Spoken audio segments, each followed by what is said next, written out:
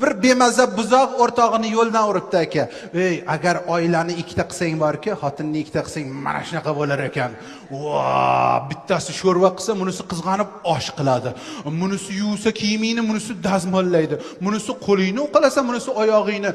Talash bo'lib bir maza xonlarday yashar ekansan desa, bu ham daralaqqa tushibdi aka. Bora solib xotinni ikkita qilib yuboribdi.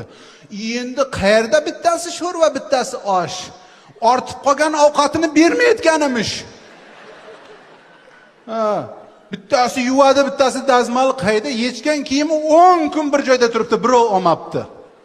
Bittasi qo'li, bittasi oyog'ida, bittasi qo'lingni sindiraman dermish, bittasi oyog'ingni sindiraman uribdirmish. Odamlar kularmish, bu bechora qayga borishni bilmay shu to'polonda oxiri tinch joy izlab qabristonga boribdi. Go'rkovdan so'ragan ekan, tinchroq joy deb, yangi qazib qo'ygan go'rlarim bor, shuni bittasiga kir debdi. Agar yana ham tinchroq bo'lsin desang, ustingdan tuproq tortib yuboraman debdi. Kerak emas debdi. Shunda yangi qazilgan go'rdonligiga shunday kelsa, boya ikkita xotinlik zo'r bo'lar ekan degan o'rtog'i o'tirganimish. Ha, nomard. Ahvoling shu ekan, nimaga meni yo'ldan urding desa, bir o'zim juda zerikdim dermish.